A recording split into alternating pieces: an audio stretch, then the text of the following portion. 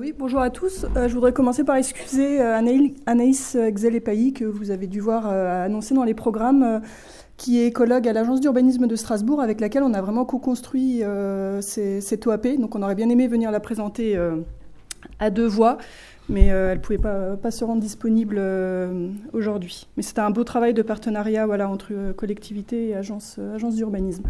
Donc voilà, moi je vais vous présenter l'orientation d'aménagement et de programmation sur la trame verte et bleue que nous avons élaborée donc, pour notre plan local d'urbanisme intercommunal qui est opposable depuis le mois de janvier 2017.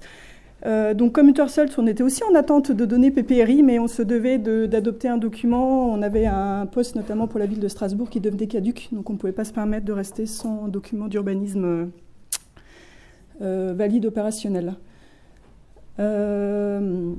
Donc pour commencer, en fait, nous avons pris la trame verte et bleue. La trame verte et bleue, ça peut être vu comme un concept écologique, des connexions. Il s'agit d'un réseau écologique. On veut reconnecter des réservoirs par des corridors écologiques pour permettre le déplacement de la faune, de la flore. La trame verte et bleue, ça peut aussi être vu comme un outil d'aménagement. Pour contribuer donc, à améliorer les fonctionnalités écologiques du territoire, mais également, comme ça a été aussi présenté dans le cadre du guide de l'ADEME, donc ces espaces rendent des services environnementaux divers et variés. On a besoin de ces espaces de trame verte et bleue, de ces espaces de nature, notamment en milieu urbain, pour lutter contre l'îlot de chaleur urbain, pour purifier l'air, pour lutter contre les inondations avec des zones d'épandage de crues. Et bien sûr, pour les valeurs en termes de qualité de vie et pour rendre une ville qu'on cherche à, comme ça a été dit aussi pour Mutterselt, où on essaie de limiter l'étalement urbain, donc de densifier la ville, mais cette densification, elle ne peut rester acceptable qu'à partir du moment où on garde quand même des éléments de nature et de la végétation en milieu urbain. Un plan local d'urbanisme, donc c'est un document de planification. C'est un document de planification qui définit l'aménagement du territoire pour une durée de 20 à 30 ans. Et donc c'est vrai que pour nous, c'était vraiment vital, indispensable de ne pas rater ce coche et vraiment de prendre ce document comme un outil supplémentaire pour nous appuyer dans notre démarche de préservation de la nature en ville, de la biodiversité, des trames vertes et bleues. Et pour cela, on a vraiment infusé la question de la trame verte et bleue dans toutes les pièces du plan local d'urbanisme.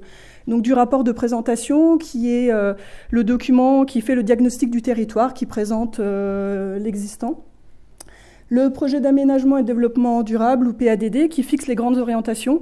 Donc la métropole durable, la préservation des espaces de nature, la TVB, sont des objectifs principaux dans ce PADD. Et après, on a les pièces plus opérationnelles du plan local d'urbanisme, donc avec le zonage ou règlement graphique, et je suis désolée, le violet, je crois, est un peu foncé, le règlement écrit, donc avec les différents articles qui limitent l'occupation du sol et qui donnent des restrictions d'usage sur les parcelles. Donc ces deux documents font partie des plans d'occupation du sol et des PLU depuis toujours. Les OAP, orientation d'aménagement et de programmation, sont des pièces supplémentaires qui existent depuis un certain nombre d'années, mais qui ont été renforcées par la loi SRU et par le Grenelle de l'environnement. Et il y a notamment, dans le cadre de plans locaux, dans les cadres des plans locaux d'urbanisme intercommunaux, des OAP obligatoires pour les questions du déplacement et de l'habitat notamment.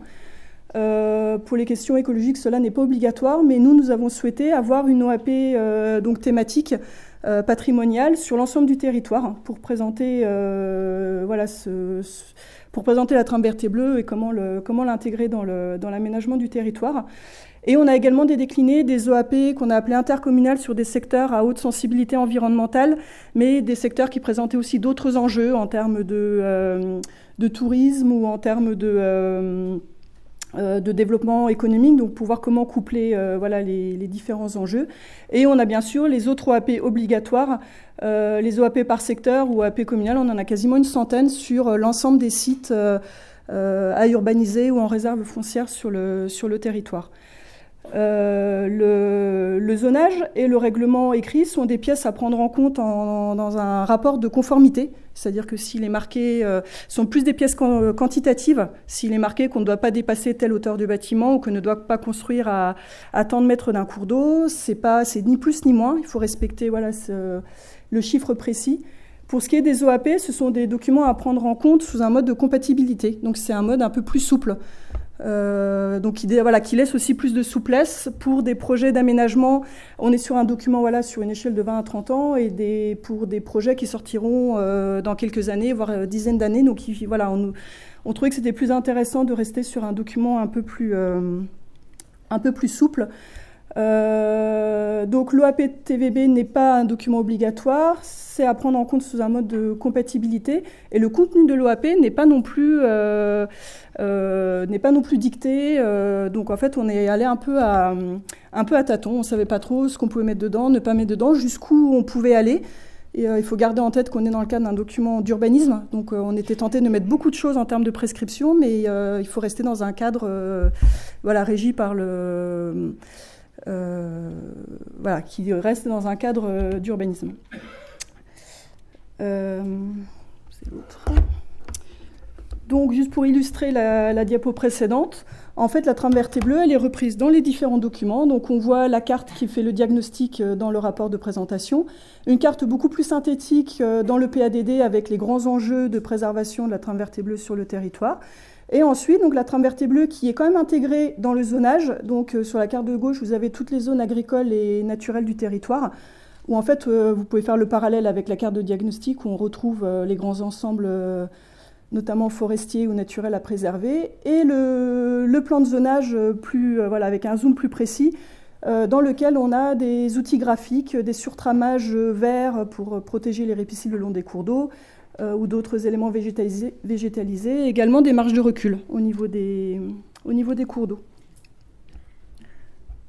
Pour vous parler plus précisément de ce dont on m'a demandé de parler aujourd'hui et de vous présenter aujourd'hui, donc l'OAP trame verte et bleue, peut-être une des spécificités, on n'est pas les seuls à avoir une OAP sur la TVB ou sur la nature en ville.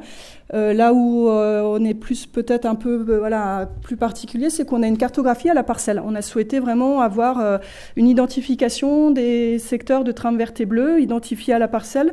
Donc vous le voyez sur la carte, on a vraiment un aplat uniforme de couleurs qui fait qu'on peut vraiment identifier la parcelle, le bâtiment, notre maison, à savoir si on se retrouve dans les secteurs de trame verte et bleue ou pas. Et on a une autre particularité, c'est qu'on a deux espèces emblématiques sur le territoire qui sont le crapaud vert et le hamster commun, qui ont des particularités écologiques qui font qu'en fait on ne pouvait pas les intégrer dans les grands ensembles des réservoirs biodiversité globaux. Le crapaud vert est une espèce qui aime les milieux pionniers, qui est présente en milieu urbain, qui a besoin finalement que l'homme soit présent, il est présent dans les gravières en milieu urbain, donc on pouvait pas, ce sont des espaces qu'on ne peut pas et qu'il ne faut pas mettre sous cloche. Et au contraire, il faut plutôt voir comment concilier l'aménagement avec la présence de l'espèce et voire même promouvoir le développement de l'espèce sur ces parcelles. Cette cartographie nous sert derrière pour prendre en main en fait vraiment le contenu de l'OAP. Il faut savoir que donc l'OAP, comme je vous l'ai dit, c'est une pièce supplémentaire, ça vient s'ajouter au règlement graphique, au règlement écrit. Pour ceux qui manipulent des PLU peut-être au quotidien, ce sont des documents très volumineux, très colossaux.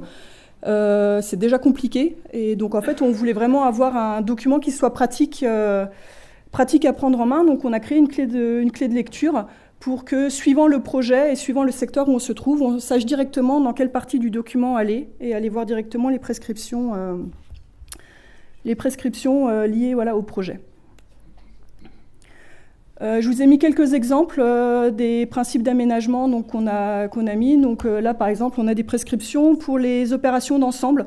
Que ce soit les opérations nouvelles sur un terrain non urbanisé au préalable ou sur des requalifications urbaines, donc vraiment pour que la question de la nature en ville et de la biodiversité soit vraiment pris en compte vraiment dès la conception, dès l'amont en phase amont des projets. On a des prescriptions sur la végétalisation, donc sur les plantations en multistrate. On a élaboré un guide planton local spécifique pour le territoire de l'Eurométropole. Et donc, on fait un lien et on demande à ce que les espèces plantées soient de manière privilégiée des espèces locales. On a des principes d'aménagement en milieu agricole pour demander, par exemple, que les exploitations en milieu agricole aient une meilleure insertion paysagère et servent également de relais d'un point de vue écologique. Donc, plutôt que d'avoir ce qu'on retrouve souvent, soit rien du tout, soit des alignements de tuyas monospécifiques, mais plutôt des plantations aléatoires et avec des espèces plus variées pour avoir vraiment des espaces qui jouent un rôle pour la biodiversité. Je vous parlais des 2 espèces particulières, donc pour lesquelles on a des préconisations particulières pour les prendre en compte dans nos différents projets. Et d'autres prescriptions pour lesquelles je n'avais pas mis d'illustration. Prendre en compte l'existant, c'est quelque chose sur lequel on se bat de manière récurrente.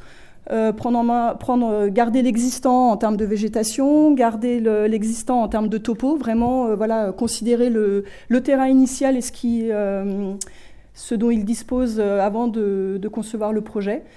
Et on a une exigence qui va un peu plus loin pour les espaces qui sont vraiment au contact ou au sein de la trame verte et bleue, où là on ne demande plus à minima 2 strates, mais on demande les 3 strates, herbacées, arbustives et arborées, où on a des prescriptions pour la naturalité des berges et sur la perméabilité également des clôtures. Un bonus pour l'accueil de la faune dans le bâti également. Donc c'est vraiment CETOAP, c'est vraiment un document qui vient nous aider, on s'aide vraiment de ce document d'urbanisme pour nous appuyer dans nos démarches et dans ce qu'on défend, pour la prise en compte de la nature en ville. Pour peut-être apporter un petit bémol, on se pose aujourd'hui encore des questions. Ça fait moins d'1 an que le document a été adopté. On a beaucoup accompagné nos services instructeurs pour la prise en compte et la compréhension de CETOAP. Les instructeurs sont des personnes qui sont pas écologues, qui n'ont pas des formations pour forcément comprendre toutes les prescriptions qu'on a mises. Donc pour l'instant, on a un gros travail d'accompagnement. Donc on espère que dans la durée, ces personnes vont pouvoir gérer l'instruction des permis de manière plus autonome. Et on se pose un questionnement aussi sur le suivi sur le long terme. La question des clôtures, des plantations n'est pas soumise à autorisation d'urbanisme. Donc on peut avoir un permis qui passe au niveau de l'instruction avec des plantations d'espèces locales, l'absence de clôture, un peu tout ce qu'on demande. Et finalement, si derrière, le propriétaire du terrain veut clôturer son terrain, mettre un mur, planter sa haie de tuyas, finalement, il sera en mesure de le faire et on ne le saura même pas en fait. Comme il n'y a pas d'autorisation, c'est quelque chose qui ne revient pas dans nos mains. C'est pourquoi en fait CETOAP à elle toute seule ne suffit pas, il faut vraiment qu'elle soit accompagnée par toute une démarche de la collectivité et un accompagnement. Donc on mène avec les services, avec les différents acteurs du territoire, sur l'espace privé, sur l'espace public, pour accompagner et que cette question de nature en ville et trame verte et bleue soit connue de tous et finalement devienne presque un réflexe dans l'aménagement du territoire. Je vous remercie.